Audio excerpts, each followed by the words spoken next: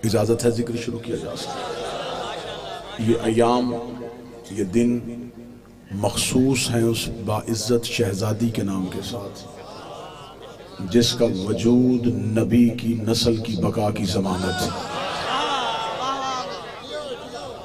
ये दिन मखसूस हैं उस बाइज़्ज़त शहज़ादी के नाम के साथ जिसकी वजह से आज तक नस्ल रसूल जिंदा है।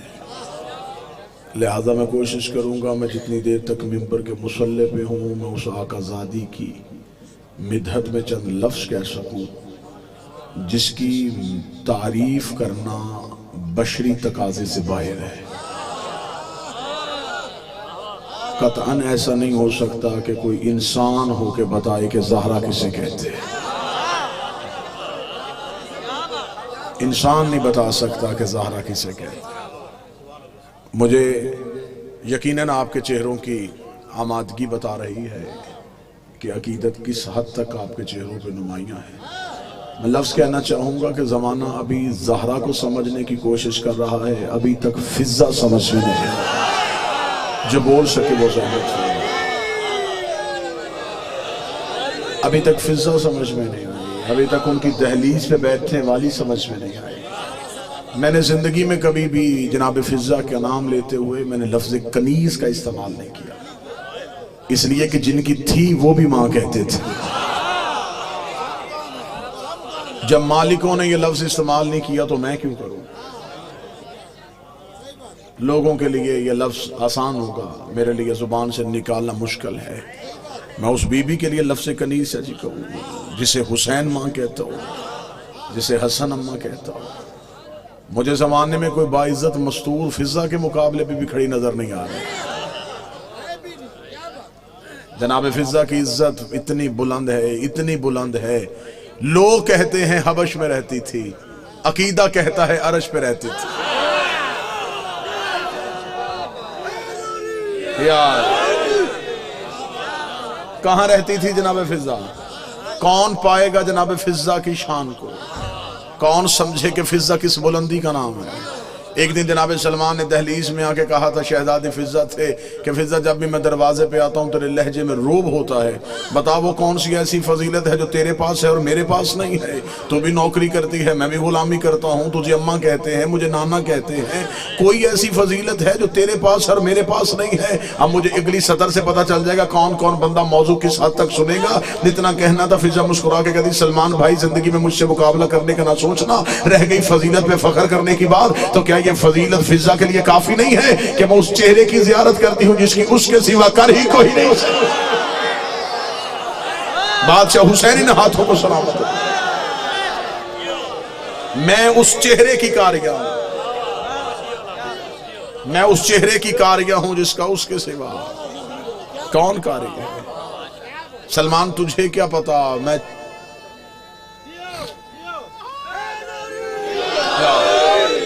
रुखे ज़हरा की कारिया हूं। मैंने जो जुमला कहा अगर इसी पे बात हो जाए तो मेरा ख्याल है कि इसी पे 1 घंटा गुजर सकता है कि ज़माने को भी यही नहीं पता कि फिज़ा की मार्फत क्या है। अहले इल्म तशरीफ फरमाए ले, बात अगर यहां पे आई है तो मैं यहीं पे एक दावा करूंगा और उसी दावे पे फिर दलील दूं। लोग जन्नत में जाने के लिए तरसते हैं, फिज़ा जन्नत के मकीनों में से नहीं, जन्नत के मालिकों में से है। जो खामोश बैठे वो तो सली रखे, मैंने दावा किया, मैं दलील दूं। जमाना समझता है कि शायद फिज़ा जन्नत में जाने वालों में है, फिज़ा लेके जाने वालों में है। क्या इतनी आसानी से? एक लम्हे के लिए मुझे बोल के बताएं मुजफ्फरगढ़, क्या इतनी आसानी से मिल जाती है जन्नत की मलकियत? खुदा ने किसी नबी को भी जन्नत का मालिक नहीं बनाया। ये मलकियत आई है ज़हरा के बेटों के पास। सरदारी है जन्नत की हसन हुसैन के पास। मुजफ्फरगढ़ में किसी ने 5 मरले की भी जगह लेनी हो, पहले यह पता करता है मालिक कौन है। जगह का सौदा हमेशा मालिक से होता है। सारी जिंदगी जन्नत ढूंढते रहे और मौलवी से पूछा ही नहीं कि जन्नत का मालिक कौन है।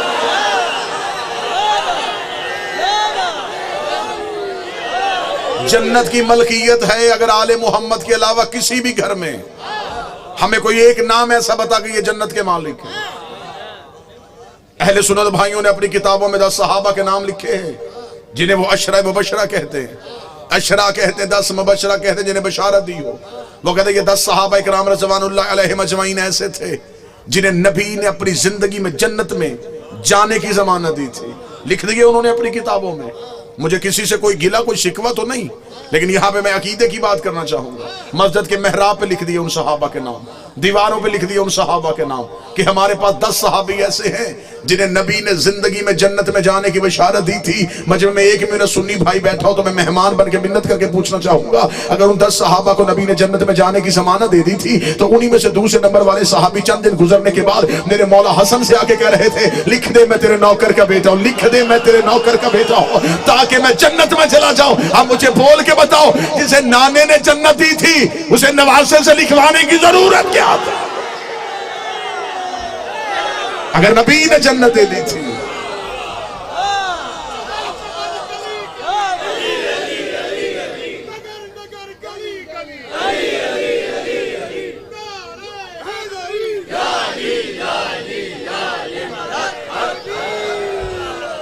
क्यों लिखवाई फिर हसन हुसैन से? मालिक हुसैन इज्जत अता फरमा, मौला हुसैन इज्जत अता। सहाबी ने भी जन्नत में जाने के लिए रसीद लिखवाई है तो हसन हुसैन से, क्योंकि सहाबी जन्नत में जा सकता है, लेके नहीं जा सकता। सहाबी कौसर पी सकता है, पिला नहीं सकता। हमारी मजबूरी है, हमें जाने वाला नहीं चाहिए, हमें लेके जाने वाला चाहिए। बख्शिश की उम्मीद रखनी है तो फिर सिर्फ आले मोहम्मद है।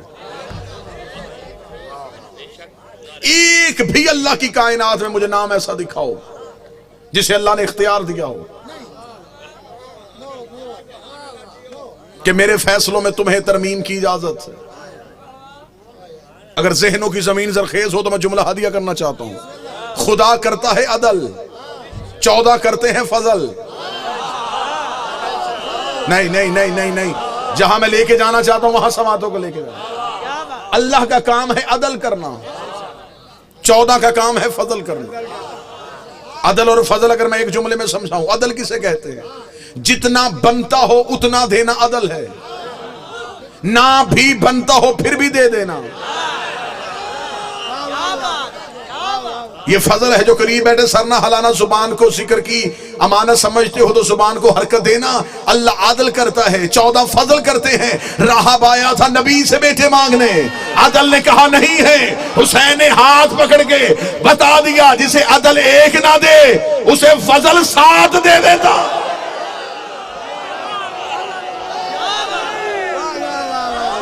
बादशाह हुसैन इज्जत अता फरमा।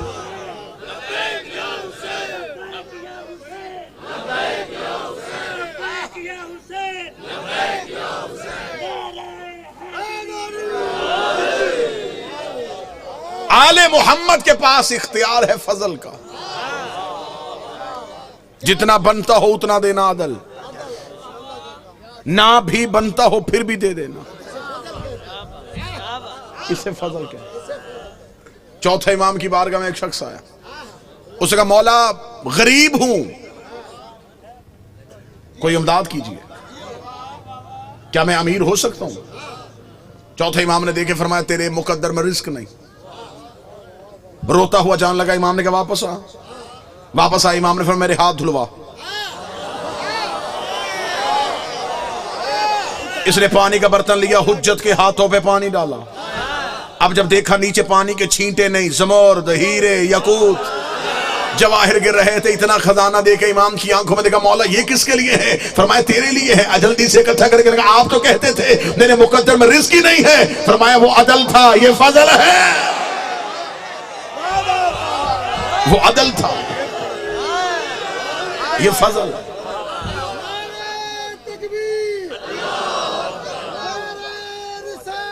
या रसूल अल्लाह, अलीउन वाले, अलीउन वाले, या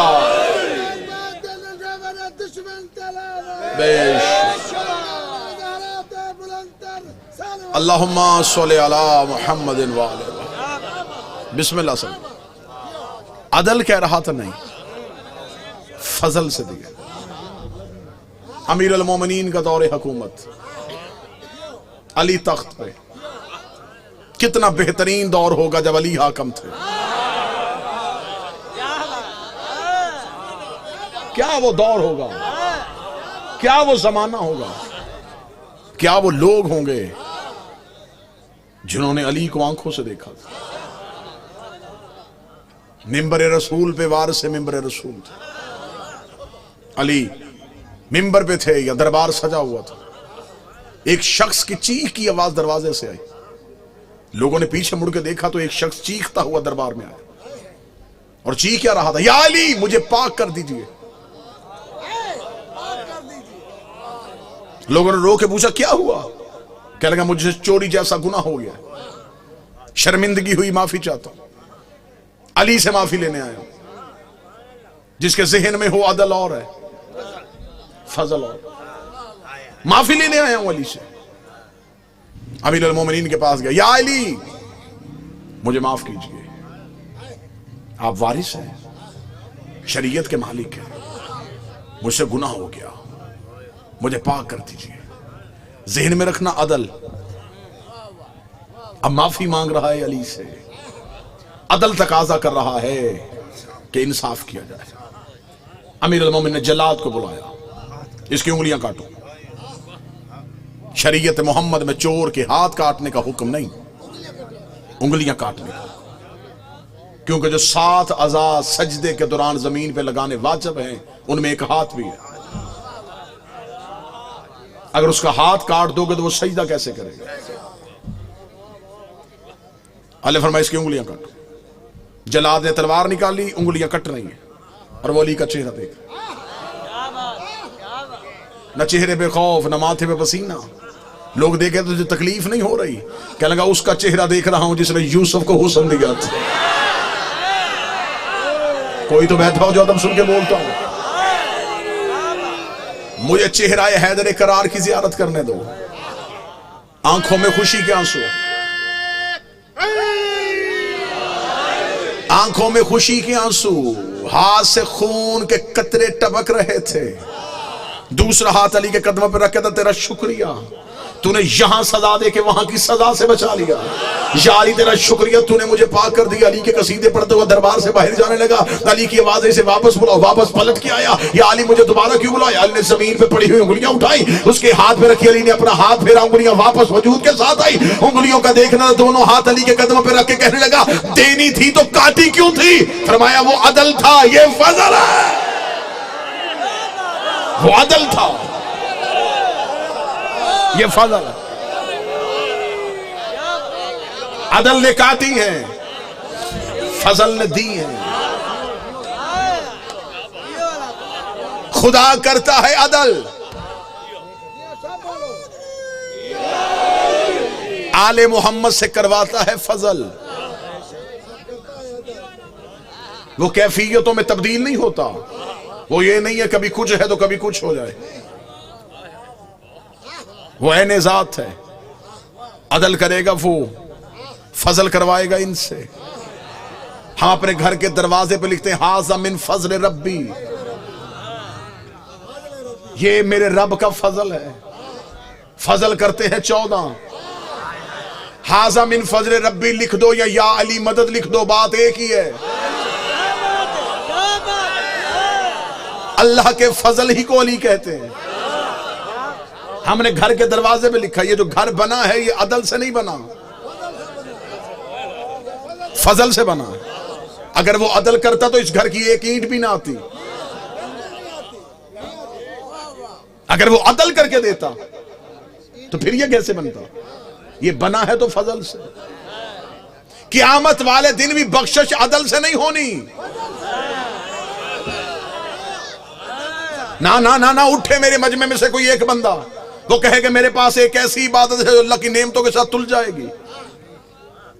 क़यामत वाले दिन अगर रख दी उसने अपने पलड़े में नेमतें और इंसान से कहा मेरी नेमतों के मुकाबले में अपनी इबादत लेके आ, तेरे पल्ले में कौन सी ऐसी इबादत है उसकी नेमत के साथ तुले? तेरी पूरी जिंदगी की इबादत उसकी एक नेमत तोल लेगी? अगर उसने अदल का तराजू पकड़ा तो फिर इबादत की कीमत क्या लगेगी? उसकी एक सांस, उसका दिया हुआ वजूद का एक हिस्सा तेरी सारी जिंदगी की इबादत तोल देगा। इसलिए तो खुदा ने जब कहा ना मैं अदल करूंगा, नबियों के बदन भी काम गए, उम्मतें भी काम गई। वो अदल करेगा तो बख्शेगा किसे? वो अदल करेगा तो जन्नत में कौन जाएगा? मुज़फ्फरगढ़ बोले खुदा ने कहा मुतमिन होके आ जाना, होगा अदल लेकिन करेगा फजल, होगा अदल। लेकिन जिसे क़यामत वाले दिन, जिसे क़यामत वाले दिन तख्त पे बिठाऊंगा वो फजल होगा। इसलिए तो फकीर भी कह गया अदल करें थे थर थर कंबन, ऊंचियां शाना वाले हो, फजल करें ते बख्शे जावन। बख्शिश आदल से नहीं, बख्शिश है फजल से, नजात है फजल से। सारे दिन की थकावट अगले जुमले पे उतारने लगा हूं, मुझे बादशाह हुसैन की इज्जत की कसम है, ला इलाहा इल्लल्लाह मुहम्मद रसूलुल्लाह कहना ये अल्लाह का आदल है, हमारा अली वलीउल्लाह कहना ये अल्लाह का फजल है। अली वलीउल्लाह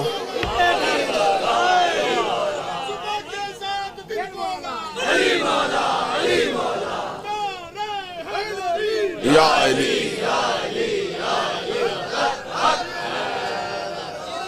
अली वलीउल्लाह पढ़ना ये फजले परवरदिगार है। अल्लाह के फजल से मुंह ना मोड़ना। अली को छोड़ोगे तो इसका मतलब अल्लाह का फजल छोड़ दिया।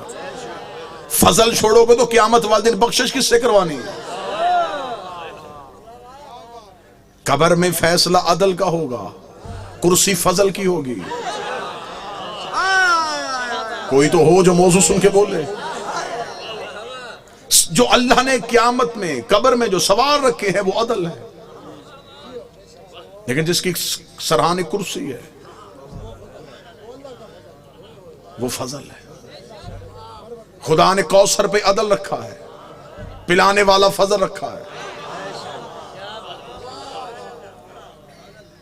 क़यामत वाले दिन नफ्सा नफ्सी का आलम अदल, लिवाइल हम्द का साया फजल।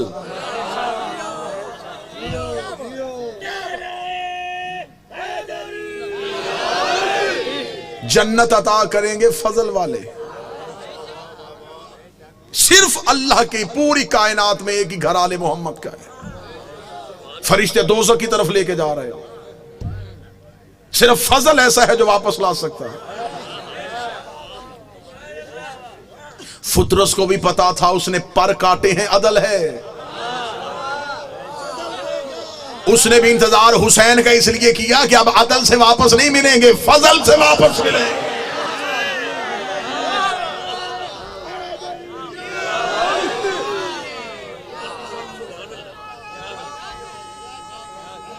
बिस्मिल्लाह। जितने आले मोहम्मद को देख रहे थे वो अदल था, जो फिजा को सौंप रहे थे ये फजल था। जन्नत के मालिकों में नाम है फिजा का। आओ मैं तुम्हें कुरान अभी लेके आओ, अभी जन्नत की मलकियत दिखाते।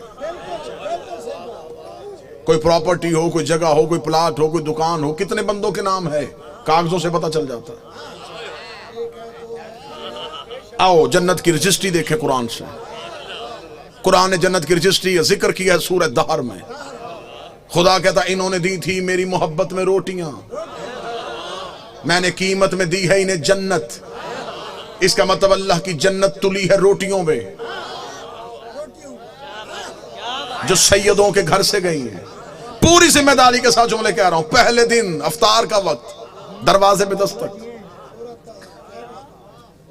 अना मस्कीन, मैं मस्कीन हूं। अली ने अपने हिस्से की रोटी, शहजादी ने अपने हिस्से की रोटी, हसन अमीर ने अपने हिस्से की रोटी, हुसैन करीम ने अपने हिस्से की रोटी। 4 रोटियां आई सैयदों की, 5वीं रखी फिजा ने अपनी। अब तो मैं नतीजे के करीब जा रहा हूं, पूरी जिम्मेदारी के साथ कह रहा हूं। 5वीं रोटी रसूल की नहीं, फिजा की थी। रसूल ने रोजे रखवाए थे, आल ने रखे, उनमें जनाब फिजा भी शामिल। दरवाजे में आवाज आ गई, मस्कीन हूं। सैयदों ने रोटियां दी, फिजा ने 4 सैयदों की ली, नीचे 5वीं अपनी रखी। दरवाजे पे गई, देखे बगैर, पूछा भी नहीं कि कहां से आया है, रोटी रख दी उसके हाथों पे। दूसरे दिन बिल्कुल फिर अफ्तार का वक्त, दरवाजे पे फिर दस्तक, अना यतीम। 4 फिर सैयदों की, 5वीं फिर फिजा की। तीसरे दिन फिर अफ्तार का वक्त, फिर दस्तक, अना असीर, मैं कैदी हूं। अभी ये राज खुले नहीं। बादशाह हुसैन की इज्जत कसम, अभी हम आपके सरों के ऊपर से गुजर रहे हैं, अभी ये राज खुले ही नहीं कि वो आने वाले कौन थे। असीर कहते हैं कैदी को। कैदी तब तक कैदी होता है जब तक कैद में रहे। नहीं नहीं नहीं नहीं, आप एक लम्हे के लिए खामोश हुए। कैदी तब तक कैदी है जब कैद में रहे, जब आजाद हो गया फिर कैदी कैसा? अगर तो रोटी जाती कैद खाने के दरवाजे पे, फिर कहते कोई कैदी था उसे रोटी दी। वो तो आया है सैयदों के दरवाजे पे, फिर वो क्यों कह रहा है कि मैं कैदी हूं? अंदर वाले बाहर बाद में समझना, पहले इनके दरवाजे पे आने वाले समझो।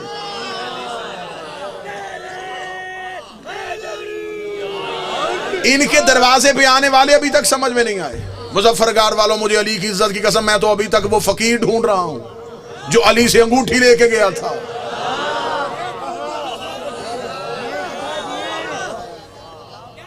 कौन सा ऐसा फकीर था जिसकी आवाज अली ने नमाज में सुन ली? और वो अंगूठी मुझे फिर दोबारा दिखाई नहीं दी। किसी किताब ने नहीं बताया कि वो कहां जाके बिकी, किन नस्लों में चली गई, कितनी तजारत हुई उसके साथ। अभी तो ये राज पर्दे उठे ही नहीं। तीसरे दिन फिर दस्तक, कैदी हूं।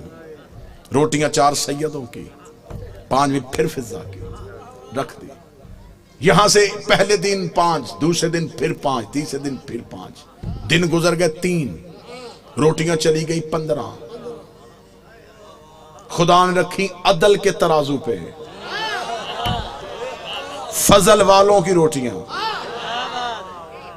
अब दूसरे पलड़े में रखनी थी बराबर कोई चीज। खुदा को मिली अपनी जन्नत, खुदा ने तोली जन्नत। इसका मतलब कि 15 रोटियों के बदले में जन्नत का सौदा हो गया। जन्नत बिक गई 15 रोटियों में, और उनमें से 3 गई हैं फिजा की। नहीं नहीं नहीं, इसका मतलब फिजा आ गई है जन्नत के मालिकों में से। या रसूल अल्लाह, आपने जन्नत के मालिकों में अपना नाम निकलवा के फिजा का नाम क्यों लिख दिया? रसूल ने फरमाया, आज हम नहीं के वाज़े रसूल आए कि अगर मैं अपना नाम लिखवा देता क़यामत वाले दिन बहुत से ऐसे आ जाने थे जो मेरे दोस्त होने थे, आल के दुश्मन होने थे, मेरे दोस्त होने थे, आल के दुश्मन होने थे। उन्होंने कहा, या रसूल अल्लाह, तेरी आल को नहीं माना, तुझे तो माना है। मैंने अपना नाम निकाल के दुनिया को बता दिया है, जन्नत में जाएगा वही जो आल का वफादार हो। आल से मोहब्बत जन्नत में लेके जाएगी।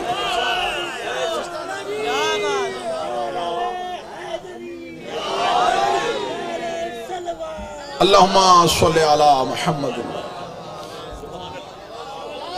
क्या पढ़े अभी? जिनके दरवाजे पे बैठने वाली समझ में नहीं आए, जिसने 22 साल सिर्फ कुरान से गुफ्तगू की है। राज़े फिजा नहीं पढ़े गए। मेरा सुन्नी भाई अगर कोई बैठा हो तो आपके ज़हन में ये आपको आपकी किताबों में बताया गया, नबी की तो 4 बेटियां थी। कतन मेरा कोई सुन्नी भाई यहां से ऐसा अकीदा ना लेके जाए, हम आपको बिल्कुल साफ और शफाफ अकीदा दें। नबी की 1 बेटी थी। अगर बेटियां 4 थी, मुबाहले में 1 क्यों गई? बेटियां 4 थी, चादर के नीचे एक क्यों आई? आपने को अपनी किताबों में, आपकी किताबों में आपको पढ़ाया जाता है, बच्चों को पढ़ाया जाता है, रसूल ने अपनी बेटी फातिमा को जहेज में ये दिया। बेटियां 4 थी, जहेज एक का क्यों बताया?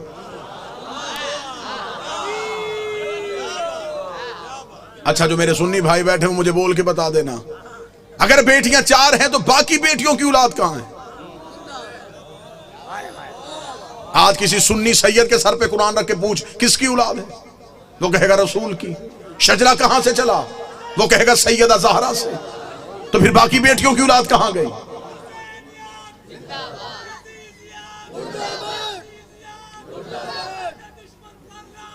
बेश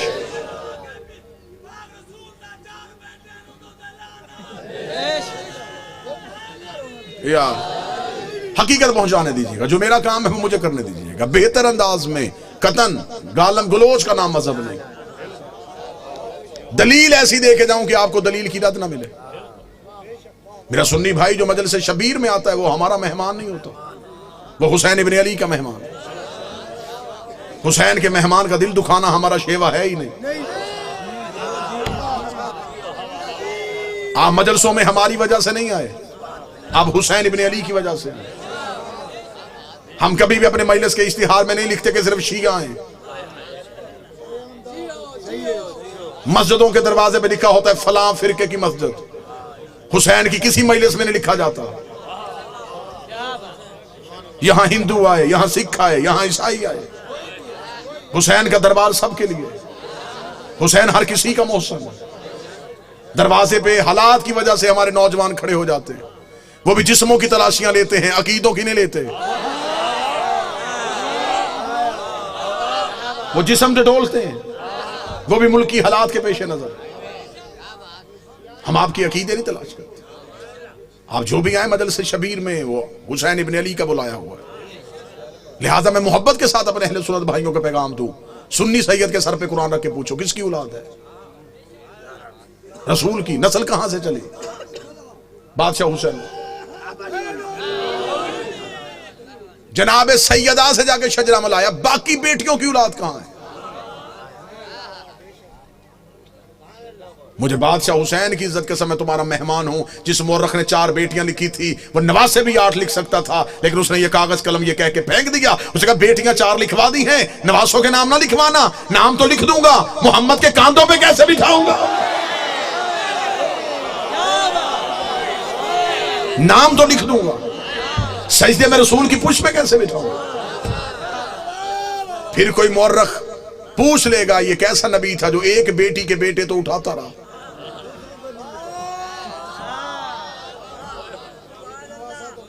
बेटियां 4 हैं, जन्नत के सरदार एक बेटी के बेटे।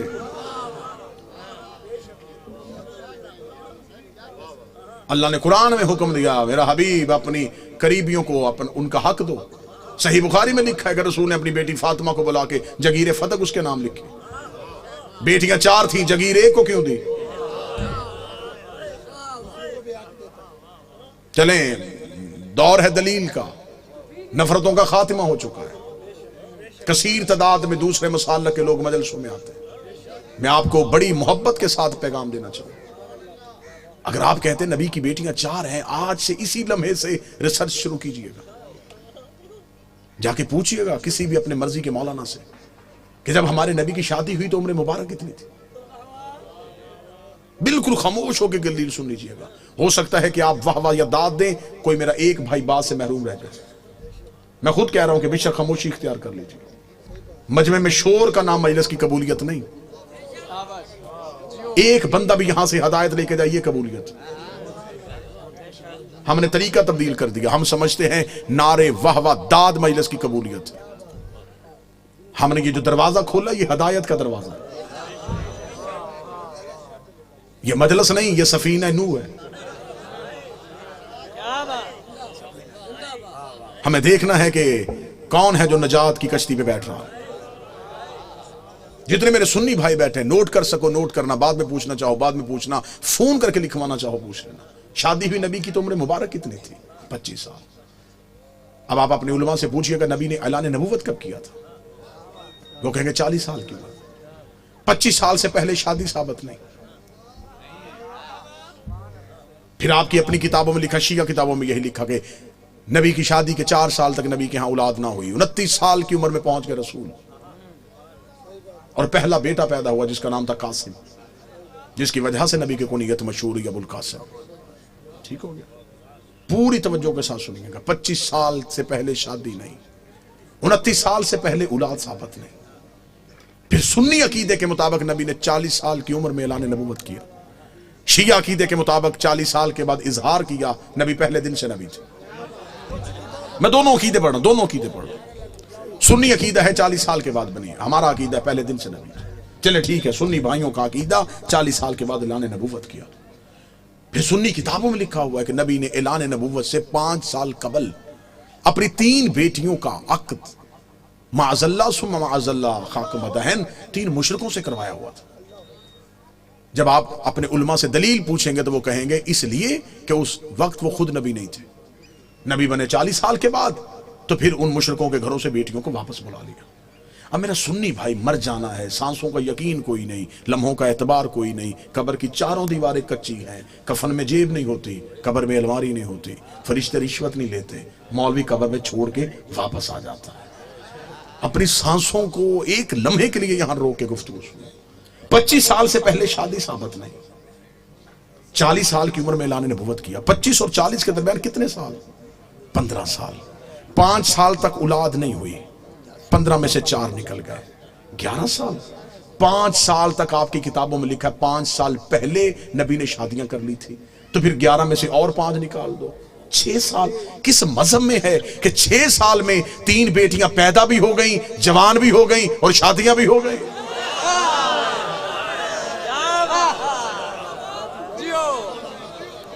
उम्रें पूरी करके दिखाओ, उम्रें पूरी करो, हम मानने के लिए तैयार, हम मान लेते हैं। हम जिद वाले लोग नहीं कि कैसे हो सकता है कि कोई नबी की औलाद हो और हम इनकार करें। अगर हम नबी की एक बेटी मानते हैं तो हम बाकी 3 को क्यों नहीं मानते? हम उन्हें भी मानेंगे। आप साबित करके दिखाओ। अब मेरा सुन्नी भाई मुझसे पूछे कि फिर ये कहानी क्या है, ये रसूल की हकीकी बेटियां नहीं। रिसालत माप का पहला अकद हुआ था मलिकतुल अरब जनाब खदीजा से। जनाब खदीजा अरब की रईसा खातून थी। बीबी खदीजा की एक बहन थी हाला बिनते वहाब। ये 3 बेटियां जनाब हाला की थी जो जनाब खदीजा के घर में परवरिश पा रही थी। जब बीबी खदीजा का अकद हमारे नबी से हुआ तो बीबी खदीजा ने नबी से इजाजत मांगी कि मेरे घर में 3 यतीम बच्चियां पल रही हैं, अगर आप इजाजत दे तो मैं उन्हें साथ लेके आऊं। रसूल ने उन्हें अपने घर बुलवा लिया। फिर ये रसूल के घर में आई। फिर इनको यतीम पालने का हुनर ऐसा आता था,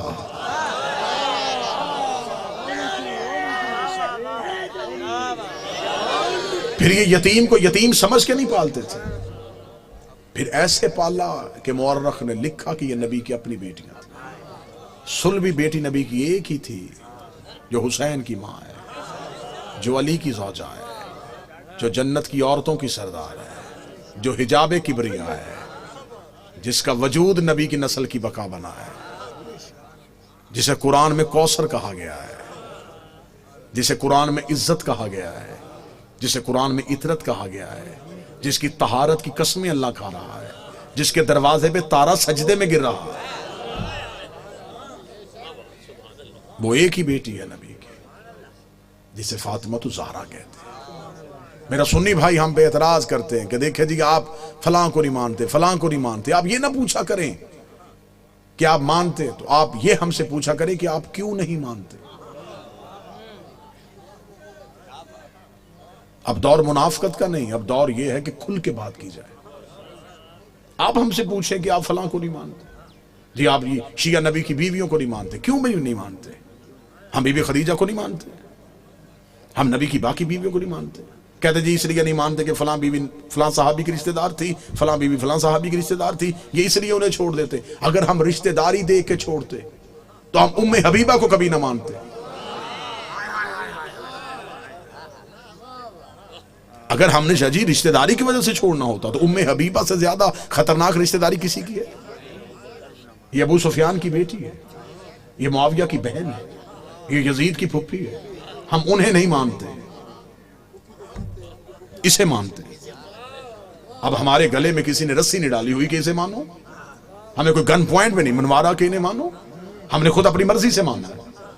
बाकी खानदान में किसी को नहीं माना, अकेली इस मस्तूर को मान लिया। मैं शिया घर की बच्चियों के नाम इस बीबी के नाम पे दिखा सकता हूँ।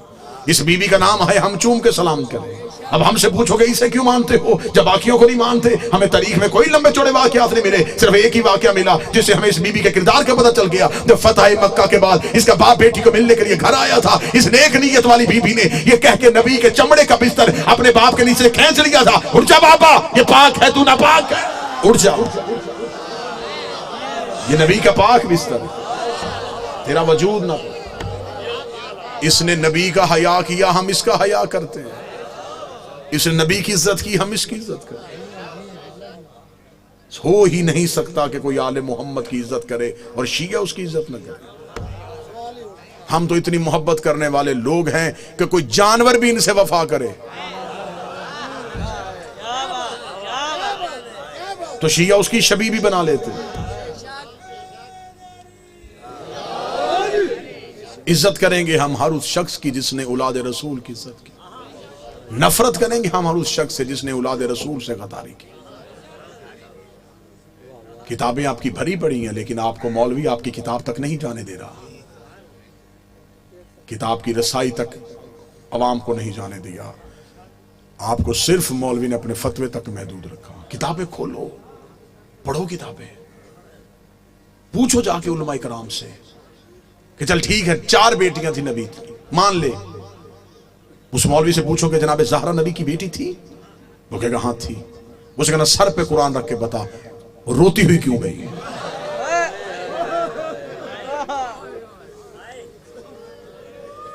इतना तो पूछ सकते हो।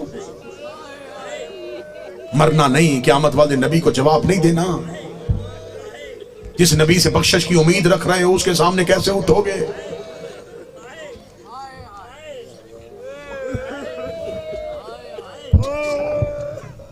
आंखें बरस पड़ी। मैं सुन्नी भाइयों के लिए 2-4 जुमले और पढ़ूंगा। तबलीग का हक अदा को, मजलिस का हक अदा हो। जिस काम के लिए हम मजलिस करवाते हैं, शिया घर के बच्चे को बताएं इस घर की मजलूमियत का। सुन्नी भाइयों आप तक पैगाम नहीं पहुंचा। बादशाह हुसैन आपको सुना, लंबा सफर करके आया, क्यों आया? इस कौम की दुआएं मेरी खिताबत के सहारे के लिए सब कुछ है। इस कौम का बच्चा मुझ फकीर को दुआ देता है। इस कौम की दुआएं मैंने समेट ली। अब जितनी जिंदगी बाकी है हक के ज़हरा पढ़ना, मोहम्मद की बेटी का हक जमाने को मनवाना है। मैं मिन्नत करके कहूंगा ये अयाम फातिमिया है, जमादी उसानी का चांद तलू हो। जिस तरह 10 मुहर्रम मनाते हो ऐसे जमादी उसानी मनाना। एक दौर था जब खौफ था, लोग बीबी की डर के शहादत नहीं पढ़ते थे, छुपाते थे। मैं मुसाहिब शुरू करने से पहले बीबी से माफी मांगता हूं, मोहम्मद की बेटी हमें माफ कर देना। हम अभी भी इतने कमजोर हैं कि हम आज भी तेरे कातिल का नाम मिंबर से नहीं ले सकते। रसूल की बेटी हमें माफ कर देना। बीबी हमसे हक नहीं अदा हुआ। सुन्नी मेरे भाई बैठे, चोर को चोरी करते हुए पकड़ लो, वो थाने जाके सर पे कुरान रख के कह देना मैंने नहीं की। लोग कहते छोड़ो, कुरान उठा लिया। अब इसका फैसला अल्लाह की अदालत में होगा। लोग चोरों के कुरान मान लेते हैं, लोग शराबियों की कसमें मान लेते हैं। मैं मुजफ्फरगढ़ में तुम्हारे शहर में मेहमान बन के आया हूं, मेरे कई रिश्ते हैं तुमसे। हुसैन का ज़ाक करो, तुम्हारी नगरी में मेहमान हो, नबी का उम्मती हो। मैं सुन्नी भाइयों के लिए, शिया घर के बच्चे को पता है, मैं सुन्नी भाइयों के लिए कसमें देता हूँ। मुझे अल्लाह की रबूबियत की कसम, मुझे नबी की रिसालत की कसम, मुझे बतूल की विरासत की कसम, मुझे हसन के कफन की कसम, मुझे हुसैन की 13 ज़रबों की कसम, मुझे अकबर के जिगर की कसम, मुझे अब्बास के कटे हुए बाजुओं की कसम। ये कस्में दी है मैंने सुन्नी भाइयों के लिए। अब मैं बदुआ देता हूं, मैं गलत पढ़ूं, क़यामत वाले दिन नबी उम्मत में से ना उठाए, अली नौकरों में से ना उठाए, हुसैन मातलों में से ना उठाए। मेरा शुमार अल्लाह यहूदियों के साथ करे। इतनी बड़ी बदुआएं दी हैं और कसमें दी हैं सिर्फ सुन्नी भाइयों के चंद जुमलों के लिए। इतनी बड़ी कसम खा के मैं मुजफ्फरगढ़ के मिंबर पे कह रहा हूं, कत्ल हुई है तुम्हारे नबी की बेटी। घर आके मारा है मुसलमानों ने पैगंबर की बेटी को। कसम मैंने दे दी है, कातिल तुम तलाश करना, रखना जाके मौलवियों के सरों पे कुरान। वो लोग कौन थे जिन्होंने दरवाजे पे जाके मारा रसूल की बेटी? अपनी मौत नहीं मरी, मारा गया। जमाती सानी का चांद लू हो मेरी कौम के मातमियों, काले कपड़े पहनना, सारी जिंदगी दुनियादारी के काम होंगे। दफ्तर जाते हो छुट्टी कर लेना, दुकान खोलते हो बंद कर देना, 3 दिन काले कपड़े पहन के घरों में बैठ के रोना। चौथे दिन तू बाजारों में आए, लोग तुझसे पूछे 3 दिन कहां था, फिर रो रो के बताना कत्ल हुई थी मोहम्मद की बेटी, सोग मना रहा था रसूल की बेटी का। कोई एक तो तुमसे पूछेगा किसने मारा था रसूल की बेटी को? ज़हरा से गद्दारी न करना। अगर चाहते हो, मैं मिंबर पे कह रहा हूं, अगर चाहते हो कि पहली कब्र की रात, पहली रात अली कब्र में तुम्हारा शुक्रिया अदा करने आए, बतूल का हक ना छुपाना। लोगों को रोक रोक के ज़हरा की मुसीबत सुनाया करो। 13 मासूमों की मेहनत एक तरफ, अकेली ज़हरा का 4 घंटे दरबार में जाना एक तरफ। आज किसी भी नए शिया बंदे से पूछो, अली का हमला सुन के शिया हुआ, हसन की सखावत सुन के शिया हुआ, हुसैन की शहादत सुन के शिया हुआ, वो कहता सब कुछ दर्दनाक है, शिया कर गया मुझे मोहम्मद की बेटी का दरबार जाना।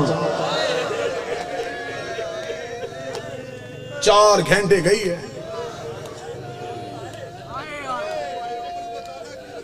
हाय हाय, मातमी हाथ का उठा के कह रहा है, उम्र तो बता कितनी थी जितनी करबला में हुसैन की अकबर की उम्र थी।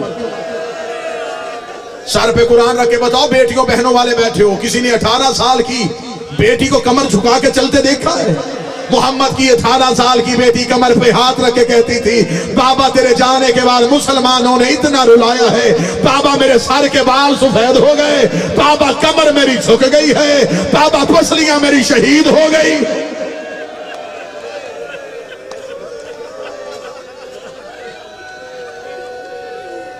एक आलिम दीन मजलिस पढ़ रहे थे, उन्होंने मजलिस में पढ़ी ज़हरा की शहादत, मजलिस खत्म हो गई, मोमन रोते रोते चले गए। एक शख्स मजलिस में बैठा रोता रहा, लोग उसे उठा के लाए, उसने कहा मुझे उस आलिम दीन से मिलाओ, मैं उससे मिलना चाहता हूं।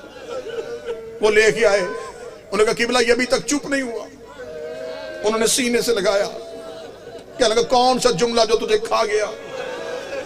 वो रो के कहता मैं मजहब का शिया नहीं हूं, अपने दोस्त के साथ मजलिस सुनने आया था, तूने पढ़ी है नबी की बेटी की शहादत, जितने दुख तूने पढ़े हैं इतने मोहम्मद की बेटी पे आए थे।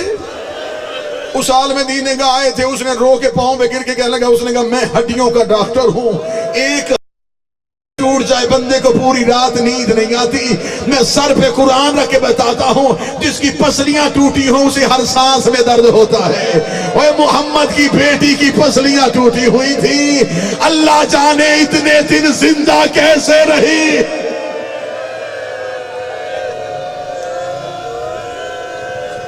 नहीं पढ़ी गई शहादत, रसूल की बेटी की शहादत पढ़ी नहीं गई। ये आएगा पर्दे से पर्दे वाला, फिर वो बताएगा कितनी जख्मी थी मेरी मां। मुझे मौला हुसैन की इज्जत की कसम, मुजफ्फरगढ़ वालों, नहीं पड़ी गई ज़हरा की शहादत। शिया घर का हर फर्द रो लेता है कि नबी की बेटी का पहलू इसलिए जख्मी था कि दरवाजा गिरा था। दरवाजा गिरने से पहलू जख्मी नहीं हुआ। कोई सैयद बैठा है तो मुझे मेहमान समझ के माफ कर दे, सिर्फ दरवाजा गिरा नहीं, ज़हरा दरवाजे के नीचे थी। मुसलमान गुजरते रहे, रो रो के कहती रही या अली मेरी पसलियां शहीद।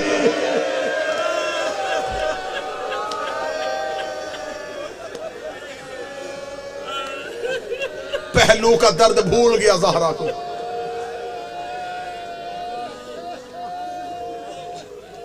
माफी मांग के तन जुमले पढ़ूंगा, हौसला कर लो, सांस ले लो, उतना रो लेना जितना हक बनता। तुम्हें सिर्फ मिंबर से इतना सुनाया गया कि नबी की बेटी का दरवाजा जला था, सिर्फ जलता हुआ दरवाजा सुन के तुम इतना रोए। मुझे शबीर का जाकर समझ के माफ कर देना, मैं किताबों से साबित करने को तैयार हूं, मुझे बतूल की गुर्बत की कसम। सैयदादा मुझे माफ कर देना, सिर्फ दरवाजा नहीं जला, मुसलमान बेलचे लेके मोहम्मद की बेटी की छत पे चले गए। इन्होंने रसूल की बेटी की छत गिरा दी। इधर रसूल की बेटी की छत का गिरना था, बीबी ने अपनी चादर उठाई, कभी ज़ैनब को चादर के नीचे, कभी कलसूम को चादर के नीचे, रो रो के कहती रही, ज़ैनब आज माँ से सीख ले, जैसे आज मैंने तुम्हें संभाला है। शामे गरीबा जब खेमे को आग लग जाए, हुसैन के यतीम इकट्ठे कर। सारी रात ज़हरा अपनी बेटियों को संभाल। माफी मांग के जुमले पढ़ूंगा, शहादत नहीं पढ़ सकूंगा, दो दर सुनो और मैं सलाम करूं। बीबी को पहलू का जख्म भूल गया, सर पे कुरान रख के बताओ तुम्हें जाकरीन ने, मिंबर पे उलमा खुतबा ने सुनाया। जितनी देर जिंदा रही दाएं हाथ से, ऐसा ही है। कोई एक बंदा तो मुजफ्फरगढ़ पे मुझसे सवाल करेगा, जख्मी पहलू था, हाथ से तस्बीह क्यों ना की? बीबी का तो पहलू जख्मी था, हाथ से तस्बीह क्यों ना की? तुम्हें हाथ वाला जख्म सुनाया ही नहीं गया। बीबी को भूल गया पहलू। जब मोहम्मद की बेटी दरवाजे के नीचे से उठी, बीबी ने पहली बार अपने घर में मंजर देखा, अली के गले में रस्सी। मुझे जुमला माफ कर देना, मैं कोशिश कर रहा हूं कि मैं जितना छुपा सकूं उतना छुपा सकूं। अली के गले में रस्सी थी, मुसलमान अली को बाहर लेके जा रहे थे। ज़ैनब सर के बाल खोल के रो रही थी, रो रो के कह रही थी, अम्मा मेरे बाबे को इन्होंने कैदी कर लिया है। ज़हरा को पहलू का जख्म भूल गया। बीबी ने अली की अबा पे हाथ डाला, एक कमीने ने अपनी तलवार का दस्ता निकाला, इसने ज़हरा के हाथ में जरा मारी, रो कर या अली मेरी उंगलियां शहीद, या अली मेरी उंगलियां शहीद हो। ये अली को लेके घर से बाहर गए, इनका अली को लेके घर से बाहर निकलना था। ज़हरा को अब कुछ ना सोचा, नबी की बेटी रोती हुई कमरे में गई। बीबी ने तबर्रुकात वाला संदूक खोला, रसूल वाला अमामा सर पे रखा, रसूल वाली अबा कांधे पे ली। बीबी बाबे की कब्र की तरफ चली। इधर अली दरबार में पहुंच गए थे, तारीख का जुमला रिवायत पढ़ने लगा हूं। इधर अली मस्जिद में दाखिल हुए, किताबें कहती मस्जिद नबी की दीवारों ने उठना शुरू कर दिया, इतनी ऊंची हो गई मस्जिद की दीवारें। किताबें कहती हैं कि घोड़ा गुजर सकता था। अली ने दीवारों को उठते हुए देखा, अली ने पीछे मुड़ के देखा, हसन की आवाज आई, बाबा हमारी मां नाने की कब्र में चली गई है। अली ने अंगड़ाई ली, अली की रस्सियां टूटी। अली रो के ने ज़हरा बददुआ न करना, ज़हरा बददुआ न करना। तड़प गई रसूल की बेटी, रो के कहती या अली मेरा पहलू जख्मी हुआ, मैंने बददुआ नहीं की, मेरी उंगलियां शहीद हुई, मैंने बददुआ नहीं की, लेकिन या अली मैं बर्दाश्त नहीं कर सकती, मैं भी जिंदा हूं, तेरे गले में रस्सी आ जाए, ये ज़हरा से बर्दाश्त नहीं होगा। अली बतूल को लेके घर आ गए। सैयदों की छत गिर चुकी थी, दरवाजा सैयदों का जल चुका था। मेरे मौला इमाम हसन का एक नोहे का जुमला है, पूरा नोहा पढ़ूं तो मेरा जिगर फट जाए। एक नोहे का एक जुमला सिर्फ उठा के पढ़ने लगा। मेरे मौला हसन ने रोते हुए मां के जनाजे में एक नोहा पढ़ा। उस नोहे का एक जुमला था, मेरे अल्लाह मैं गवाही देता हूं, मैंने बड़े दिन हो गए अपनी मां को कनूत मांगते हुए नहीं देखा। मेरी मां के हाथ नमाज में कनूत के लिए नहीं उठते।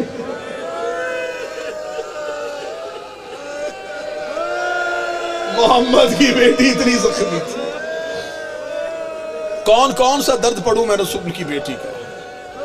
मैं मिंबर पे दुआ कर रहा हूं, माएं बहनें बेटियां बैठी हैं, इनके हिस्से की दुआ भी हो जाएगी। मिल के आमीन कहना।